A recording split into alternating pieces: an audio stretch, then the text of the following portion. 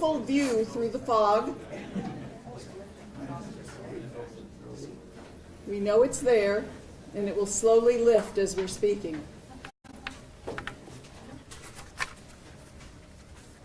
Good morning.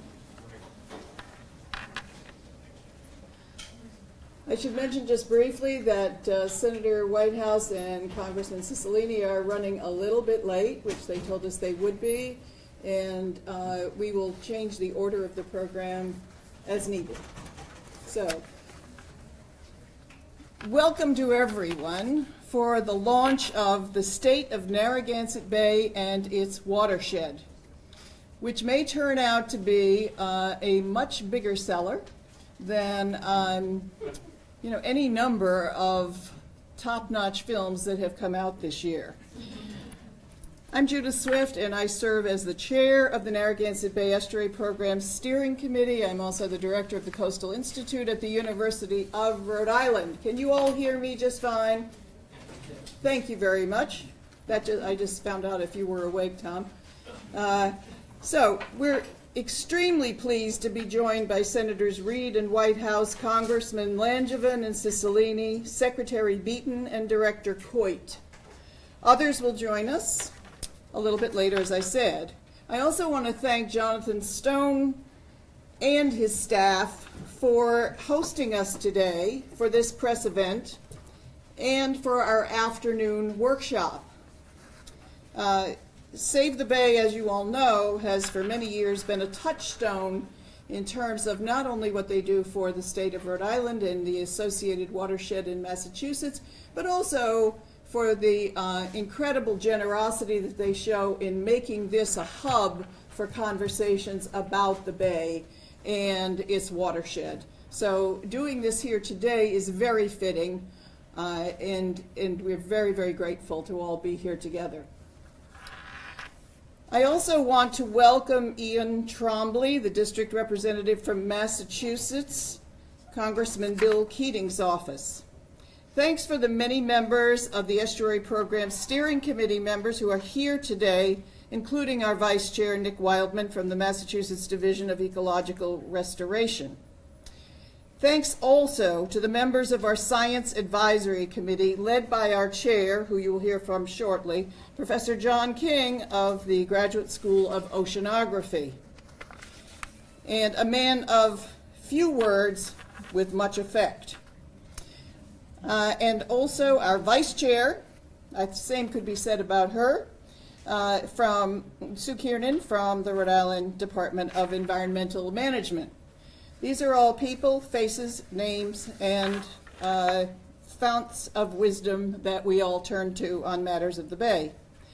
The Science Advisory Committee is made up of expert scientists from Massachusetts and Rhode Island in numerous disciplines, and they help to mold this comprehensive report on the state of Narragansett Bay and its watershed, and we thank you all for your efforts and expertise. In addition, over 50 organizations and countless individuals collaborated with the Estuary Program staff and professionals with the Estuary Program and to develop the 24 indicators, 24 indicators. The amount of research, the amount of history, the amount of science, the amount of detail that goes into compiling a report on 24 indicators is extraordinary, and they have accomplished that. Their point is to examine existing conditions, historical trends, and projections of changing conditions. Of vital importance to this effort was the Narragansett Bay Estuary Program staff. Tom Borden, the program director in the back, Courtney Schmidt, staff scientist, A.B. Monroy, watershed and GIS specialist, and Julia Bancroft, who is the assistant environmental analyst.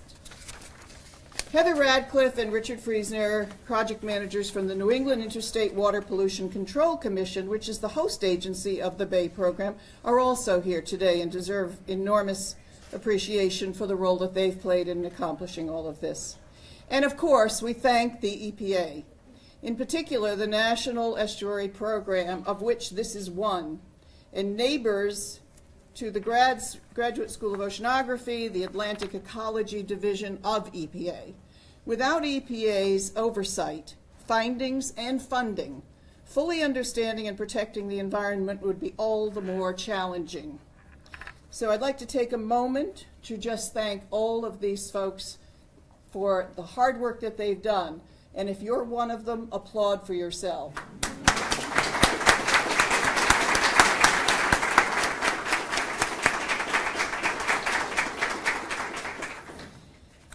To help us launch the state of Narragansett Bay and its watershed, I'd like to introduce the senior senator from Rhode Island, and then we will have the speakers continue to introduce the speakers that follow them. Everybody understand that pattern? You'll see it working right before you. Senator Reid has been a force for the restoration and protection of the Narragansett Bay Watershed. In addition to supporting the National Estuary Program, Senator Reid championed the creation of the Southeast New England Coastal Watershed Restoration Program, which is thankfully shortened to the acronym of SNEP. From westerly Rhode Island to Chatham, Massachusetts, the Southeast New England region consists of coastal areas in Massachusetts and Rhode Island, including Cape Cod, Narragansett Bay, and Buzzards Bay. Senator Reid's work resulted in an annual allotment of $5 million to restore the ecological health of estuaries, watersheds, and coastal waters. The Estuary Program and its host entity, the New England Interstate Water Pollution Control Commission, helped administer these grants for the first 2 years of the program. Senator Reid recognized the need for both Massachusetts and Rhode Island to work together to protect our critical resources. We're very grateful for his vision. With that, I give you Senator Jack Reid. Thanks, Judith.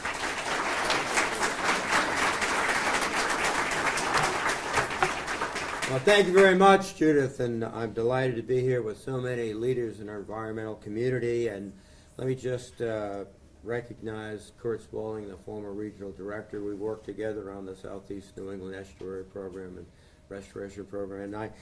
And representative of the collaboration between Massachusetts and Rhode Island is Janet Coit and Matt Beaton. Thank you for your efforts. This is a watershed that transcends Rhode Island. Thank you, Judith, again for your introduction, but also for your leadership of the Narragansett Bay Estuary Program, and particularly Tom Borden, who is the leading force in the program. This event was supposed to focus on this collaborative, comprehensive report and the remarkable achievements that have been made in cleaning up Narragansett Bay. The report being released today is good news, and the bottom line is Narragansett Bay and the rivers that feed it are getting cleaner. We should be here applauding progress, and the conservationists, scientists, engineers, civic leaders, and citizens who have worked so hard to reduce excess nutrients in the bay and its rivers. However, I am disheartened and disappointed that the Trump administration is preventing several EPA scientists whose work is supported by taxpayer dollars from publicly presenting their research and findings today.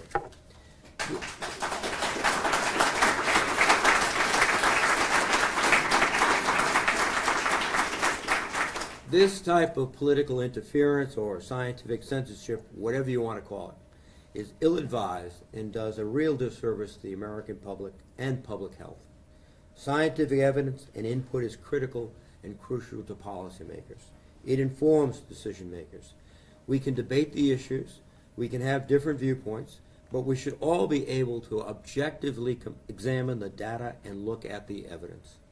This report provides scientific evidence that we are making real strides in cleaning up Narragansett Bay, but there is still much work to be done. And progress is reversible if we abandon our commitment to clean water. Now is not the time to turn a blind eye to what science is telling us, that climate change and other factors are influencing the health of this estuary. That's why it's so important for us to continue working together, taking a collaborative and scientific, evidence-based approach to improve the health of the bay and our entire coastal watershed. I will continue to do my part. I am proud to have led efforts to establish and fund the Southeast New England Coastal Watershed Restoration Program. Yes, it is a mouthful, but hopefully it tastes good, and it's good water. Programs like this are critical to funding research, water quality monitoring, and protecting and restoring the bay and its watershed. And I'll be fighting along with my colleagues for our bedrock environmental laws like the Clean Water Act, whose 45th anniversary we marked last week. The results of this report are proof that it is working by reducing the discharge of pollutants into our waterways, including Narragansett Bay. I hope the Trump administration will look at the facts, read this report, and reconsider its stance on trying to muzzle scientists who present evidence that doesn't conform to their political agenda. Science is about discovery. It's about finding the truth and being transparent. Great democracies encourage the open and free exchange of information. They don't discourage it. Again, let me congratulate the Narragansett Bay Estuary Program and everyone whose hard work contributed to this comprehensive report. Together we will continue to make progress towards a cleaner bay and a healthier world. And now it is a great pleasure to introduce someone who is in the United States Senate, the leader on our efforts to understand climate change and to make sound policy so that we can avoid the perils that climate change poses to this country. My colleague and my friend, Sheldon Whitehouse.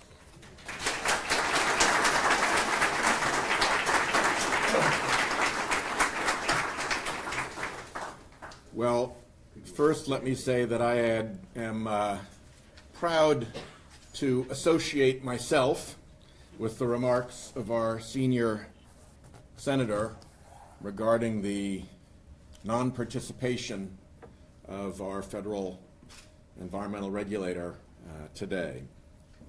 There is a reason that the entire congressional delegation is here.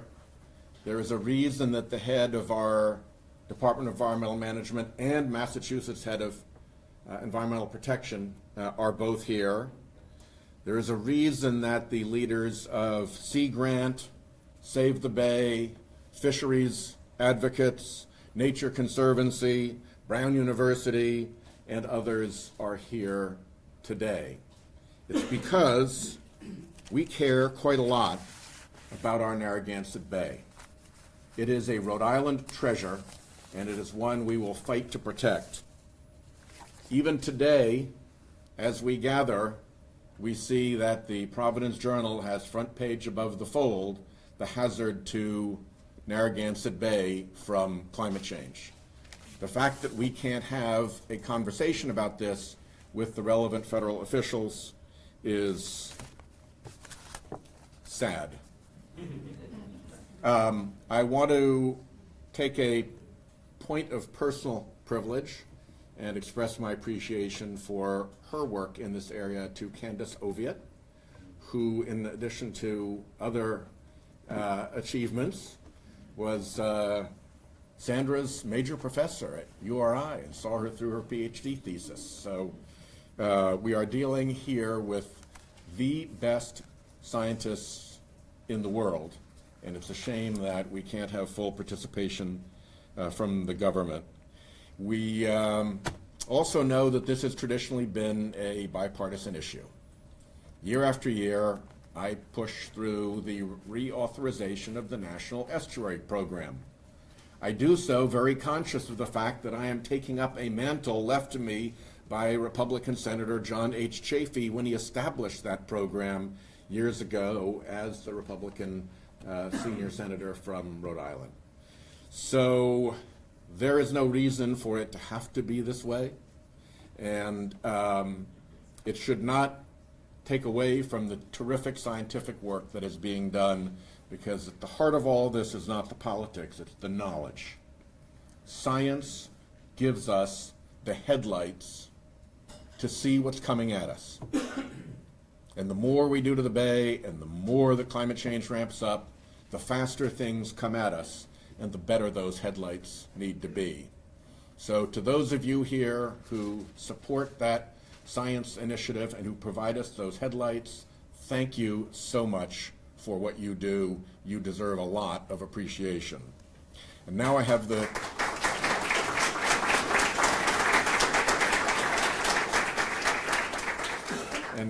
pleasure to turn it over to a member of our delegation who's actually senior to me in the delegation, and who has been working on these issues for a long time, and is a really proud and ardent advocate of wind energy to the point that he actually wears the tie around.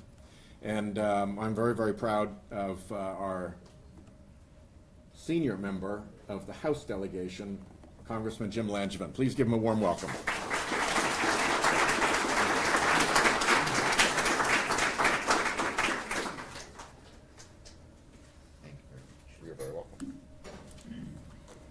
Thank you, Sheldon, and good morning, everyone. First of all, I want to thank Sheldon for his kind words, but most especially for his leadership on these very important environmental issues, both here in Rhode Island and in Washington, but really internationally. I'm deeply appreciative of his steadfast work on raising the alarm bell on the effects of climate change and what we need to do to reverse those trends. Let me say how pleased I am to be here today, though, most especially on the release of this report, the state of 2017 State of Narragansett Bay and Watershed Summary Report. I'm honored to be here with our senior senator, Jack Reed, and with Senator Whitehouse, with my colleague, Congressman Cicilline. I want to recognize Janet Coit, great director of DEM, as well as Matthew Beaton, John King, and Tom Gordon. So beautiful great to be here at Narragansett Bay once again. We've been such leaders in protecting the bay and our environment long before it was popular to be an environmentalist, and they really sounded the clarion call to action. So I also want to recognize clearly, once again, the leadership of this report. Narragansett Bay Estuary Program, Chair Judith Swift, and John King, Tom Gordon, and I was the program director, and all the many partners who contributed to this report and its findings. It's through your really willingness, your partnership, that we're able to come together and really get a holistic understanding of the health of our bay. And I want to echo the words of disappointment that the three scientists from EPA will not be able to present their findings at this news conference this morning. We have got to get beyond this point of stifling science, of muzzling good science, and speak to the facts as they are. This shouldn't be about a Democratic or Republican issue. This is about protecting the planet. It's about protecting not only the present, but future generations. We have to be good stewards of this planet and leave our environment better off than the way we found it. And the trends that we're on right now, the trajectory, is deeply concerning. And we're not going to turn around the current trend without having an understanding of facts. And we get that through good scientific research. And that's what we really should be focused on here this morning, as well as the future. I hope that the Trump administration hears that message loud and clear. Let me say, as you know, the Narragansett Bay and its watershed affects so many aspects of our lives, from public health and personal recreation to local tourism and commercial fishing. We've come, a long way, obviously improving the water quality of our bay and its estuary. You just look back in recent history, and in 1995, pollution forced 400 acres of shell fishing areas to be closed. Now fast forward to today, the bay has more than 3,700 acres open without restrictions. What a great indicator that we have made progress. But I'll also echo the words of that Senator Reed, who said it pointedly, that those benefits that we've achieved are reversible if we're not careful, if we're not paying attention to what we're doing and what's going into the bay and pollutants that are going into our estuaries. So protecting and preserving this watershed is both an economic and environmental priority and improves the quality of life for all Rhode Islanders. I commend the Narragansett Bay Estuary Program for engaging in a thorough, thoughtful, and collaborative process to ensure this report provides an accurate picture of the Bay's ecosystem. And I have to say, looking at the beautiful picture of the Bay today reminded me that I didn't get to the beach nearly enough this summer, but thankfully, because of the work that you're doing, it was always next summer that we're going to be able to enjoy the beaches. In the meantime, we're going to enjoy the beauty of the Bay, and we're going to continue to do everything we can collaboratively to protect its quality and its water quality and that of our estuaries. Thank you all who had a hand on this report.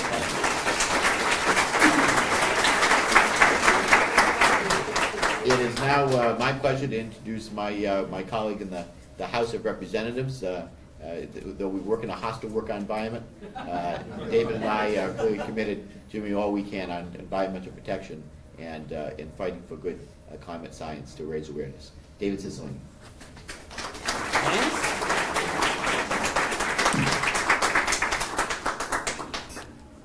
Good morning. I'm really delighted to be here with all of you for the release of this really important report that draws attention to the critical environmental issues facing Narragansett Bay, really recounting some of the extraordinary success and also presenting some of the challenges that lie ahead. This is the largest and most comprehensive study of the Bay in collaboration with partners in Massachusetts and Connecticut that we've ever seen, one of the most vetted pieces of scientific research ever, and something that we should all be proud of and be part in celebrating not only the work that's been done, but our commitment going forward to continue to address the important issues of the Bay. I'm incredibly proud to be with our entire delegation, with Senator Reid, Senator White House, Congressman Langevin, and also to be part of a delegation that understands the value of the Bay and our environmental responsibilities to not only Rhode Island but to our country. Our senior senator, who always ensures that the resources are there. Jim and I fight for them in the House side, but having our senior senator, the Appropriations Committee ranking member, makes a big difference, and he always makes environmental resources an important priority. And of course, our other senator, Senator White House, who's not only become really the voice of our nation, but really a voice around the world for his leadership on responding to the urgent challenges of climate change. So I joined a delegation that is the most junior member, firmly invested in this work, and very proud to continue that tradition. I also want to recognize Janet Coit for her extraordinary leadership, and Matt Beaton, who is here from Massachusetts. This great partnership has made a difference not only for Rhode Island, but for the whole region. I also want to acknowledge Professor King and, of course, Judith. But I think sort of the elephant in the room, so to speak, is that it's almost impossible to imagine this sequence of events, that scientists who are involved in this work, deeply respected, have been prevented from presenting their findings at this press conference at the direction of this administration. This is something which we just cannot sort of let pass by. This is extraordinary. This, as Senator Reid described it, scientific censorship. But the idea that we would deny the American people information, good, reliable facts and evidence to develop good public policy is not only disappointing, it's dangerous. It ultimately will endanger the lives of the American people when scientists are prevented from sharing their findings because some in the administration want to continue this, this claim that climate change is not real. That work is made even more difficult when they are successful in preventing scientists from sharing their findings. This is a grave danger to our democracy. It's a grave danger to our development of good public policy, and I'm proud to be part of a delegation that speaks out as strongly as we can against this.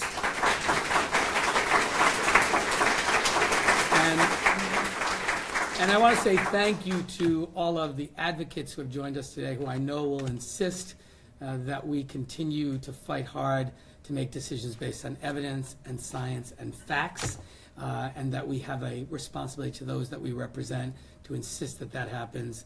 It shouldn't underscore or undermine the incredible significance of this really important report, and I know my colleagues will join me when we send a copy of it to President Trump. Thank you.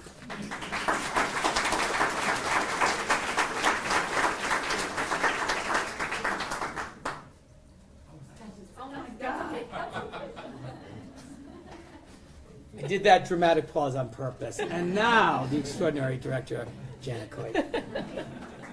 Thank you, Congressman.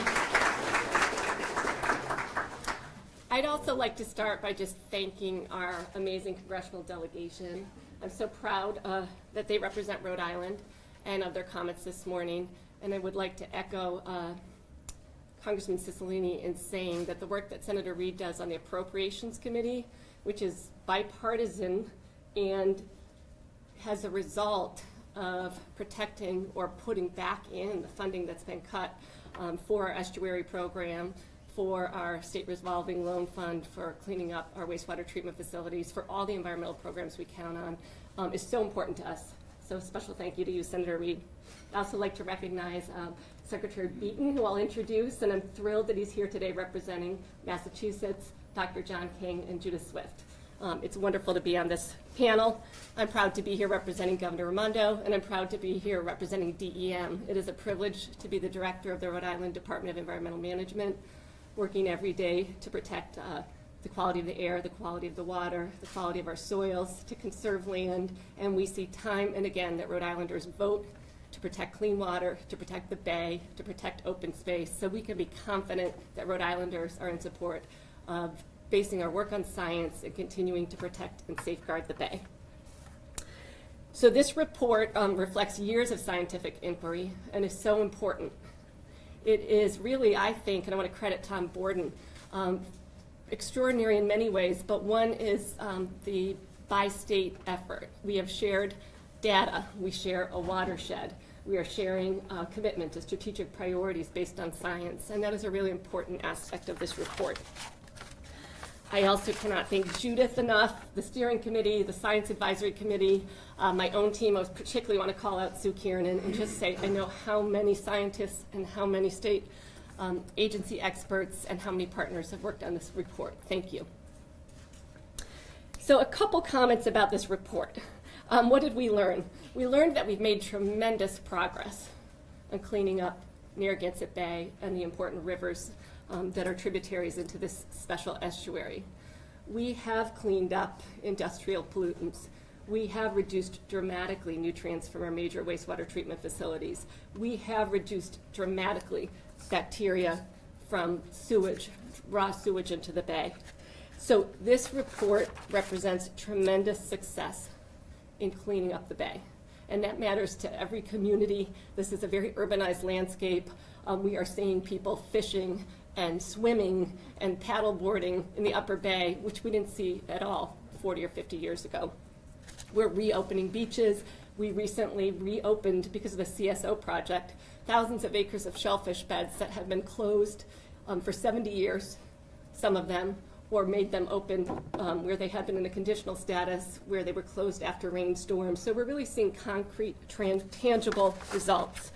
We're also seeing eelgrass restored, and recent data from our team shows that, a healthier complement of fish in the upper bay.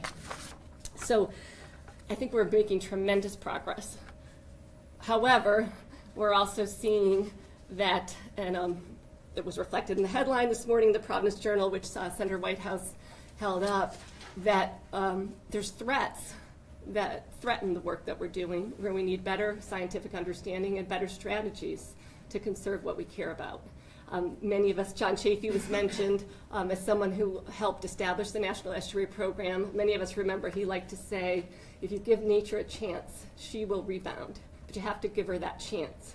And I think we've tried very hard by reducing pollutants and protecting open space and looking at how we might save our salt marshes to give nature that chance, but we see it in climate change, something so big, so global, and so important that we realize that we must be more vigilant and smarter and take further action, or even all that we've done to clean up the bay is threatened. And we are uniquely vulnerable here in terms of our salt marshes and our urbanized landscape. So one last word before I hand it off. Stormwater was highlighted in this report. We have a highly urbanized landscape, and we have 10 inches more of rainfall each year than we used to have in the 1940s. Our infrastructure is not set up to capture all this water from these intense storms, and it's very paved. So we need to put a lot of effort into retrofitting into green infrastructure and into the gray infrastructure like the tunnels in Fall River and in Providence that help us collect the stormwater and the raw sewage that would otherwise be going right into our bay after a big rainstorm. So this is a sentinel site. This is a very important site, and we want our work to be based on science, and we want to be innovative, and we want to be at the front of confronting climate change, and I think this report sets us up to do this. So I want to again mention this amazing partnership and the work that went into this. I want to congratulate everyone. I look forward to this afternoon.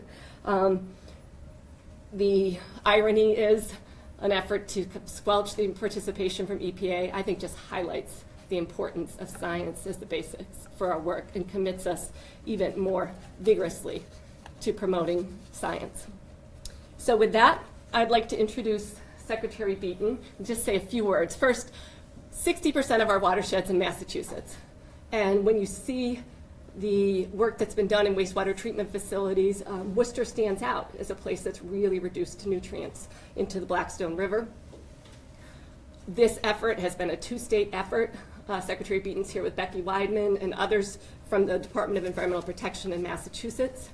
But he's also, I was saying to him, he's almost from central casting. He was a state rep. He was an environmental engineer.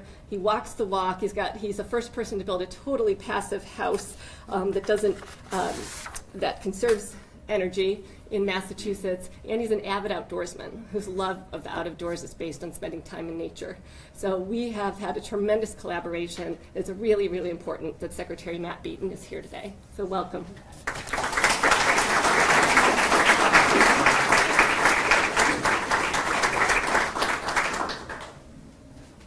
Thank you very much, Janet, for the very kind introduction, and thank you all for the honor and privilege to be here.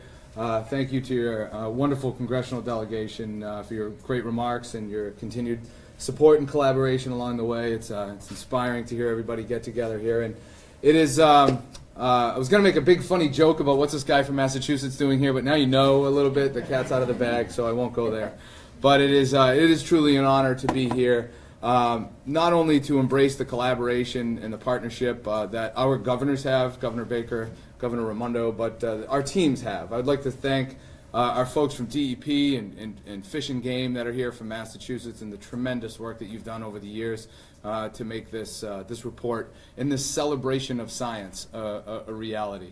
And a very special thanks to Janet. I don't know all the folks in Rhode Island how lucky you are to have someone as great as Janet at the helm of all environmental protection, but a great partner and a great ally that everybody on my team in Massachusetts greatly respects and enjoys the partnership. So thank you for everything over the years. And as you heard, you know, Massachusetts, I'm a Massachusetts boy. I actually live in the Blackstone River watershed. So I'm very familiar with it. I've paddled it. I didn't go near it as a child because my parents instructed me not to. But I recently paddled downstream of one of the biggest contributors of nutrient loading, and it's come an amazingly long way. And while I'm passionately a Massachusetts resident, I'm equally passionate to be a New Englander. And I think that's what makes the partnership so great, because I think we all sort of feel that way. And you heard, you know, Massachusetts has 60% of the Narragansett Bay Watershed, primarily through the Blackstone River Watershed and the Taunton River Watershed. So we give all you the fresh water, so it's not our fault that we're... but actually, in reality, we've actually caused a lot of the problem historically. A very industrial center.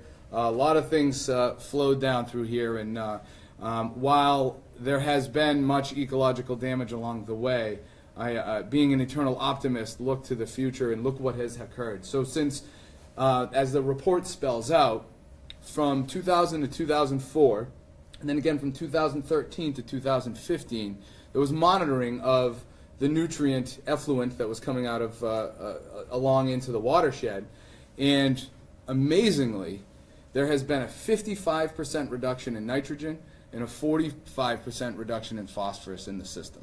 That is incredible in that short time frame to see that much result. And the Upper Blackstone Water Pollution Abatement District, basically the fancy title for that wastewater treatment facility that Janet was talking about, saw an 80% reduction in nitrogen and an 87% reduction in phosphorus. Something that we're very proud of, to know that we are doing our part to make sure that what flows down into the beautiful ocean state is a lot cleaner, and we're doing our part to make sure that we are restoring that ecosystem.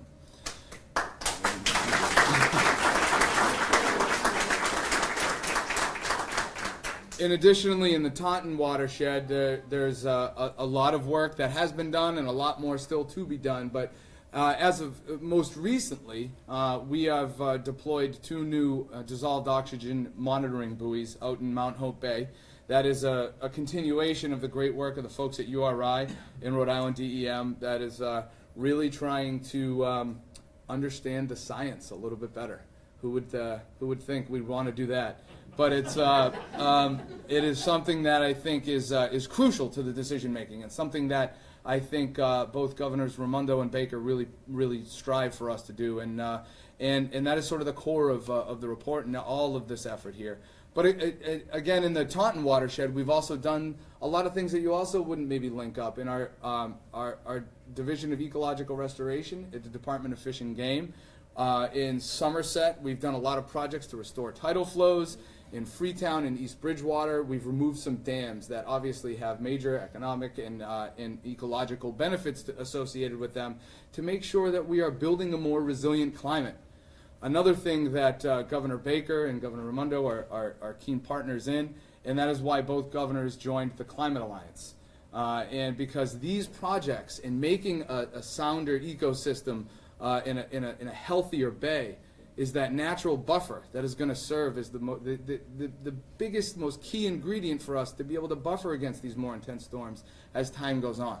So we are firmly committed in Massachusetts to make sure that the work continues, that the partnership continues, that we embrace issues such as climate change, that we recognize that watersheds and water and the realities of climate change know no geographical boundary, know no political party.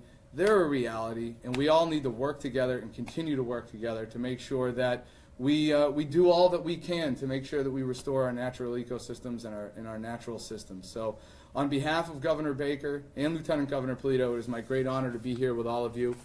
We thank you. Thank you, Janet. Thank you, everybody. Thank you to the entire delegation for all of your support in making this report a reality.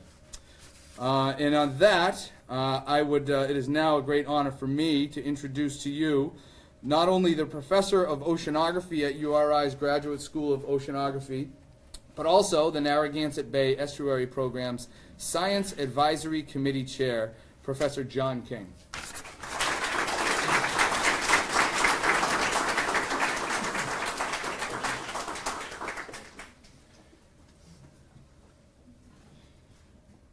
I expected to be telling a relatively simple story this morning, and it turned into something else on Friday afternoon. The story I was going to tell is along the lines of good science, when provided to good government, results in good policy, and the Bay improves, society improves, we all win. That's the way it's supposed to work. There was also going to be a baton pass this afternoon because some of us involved in this process, like I see Warren, I see Candace, I see myself in the mirror. We're getting a little long in the tooth. And we tried to put together a program where we had some brilliant young people on the program.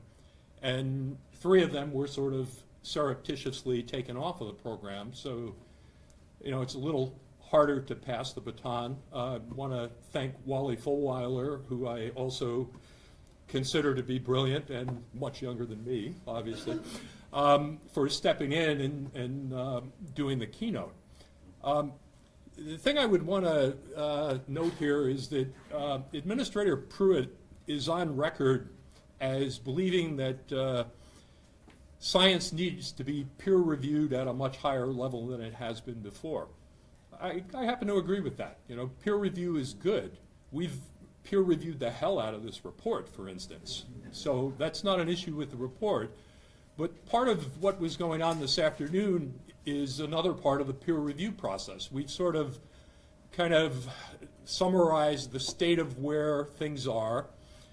We've identified areas of major improvement, and we've identified the dangers that are looking out there.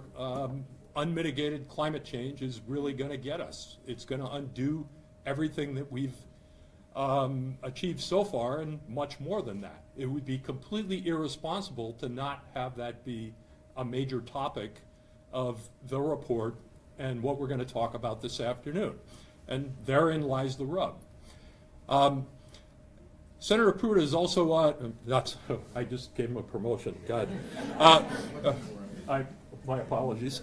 But Administrator Pruitt is also on the record as saying that science should not be political. I actually happen to agree with that. When you censor science, though, you take it from the sublime to the political at light speed. He did that. We didn't do that. So, you know, I think we need to kind of refocus our efforts to trying to counter what I see as sort of the first move in a chess game. You know, it's the opening gambit. Can we censor science and get away with it? And I would say I hope not. And not wanting to go political, what I would say to Administrator Pruitt is our job is to inform policy. Hopefully it becomes good policy. Let us do our job without fear of losing our jobs.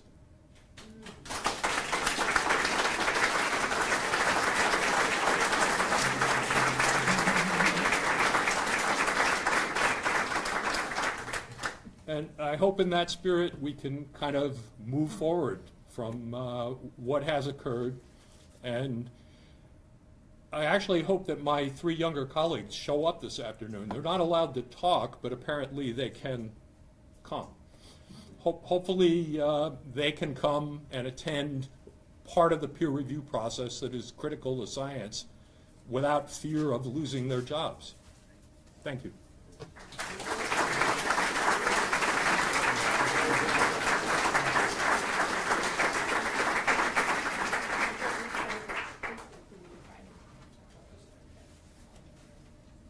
Let me very quickly thank you all for being here today. I know many of you want to rush off and read a 500-page report as quickly as possible. And if you don't, you can skim through a 28-page summary of that, which making that into a summarized report is a miracle unto itself. I so appreciate, on behalf of the Narragansett Bay Estuary Program, all of you being here today. And I want to just reaffirm one other point. This is how government and how policy and how citizenry should all come together in support of something we treasure, not something with geographic limitations that are brought about by politics, but something we treasure. And as we watch the fog symbolically rise right out here, timed it beautifully, consider the fact that this is the very heart of the state of Rhode Island, the Bay is, but its watershed is equally critical to the lives of many, many people and species and so forth. So let's all celebrate that we in this state and in our adjoining neighbor states here in New England have individuals who care deeply, deeply about the environment. It's something we can be proud of, and we can also be proud of their political courage to speak up and speak out continuously on behalf of things. So we thank you all so much for being here, and we thank all the rest of you. And let me not forget one other very important part of this, which is the press. The press has been kicked around a lot lately, but let's just say that without you, there's no way. We don't have the barrels of ink that you do. And you remember Mark Twain's comment on that. Never pick a battle with a person who has barrels of ink. You know, well, that's your battle to fight, but we're behind you. Thank you.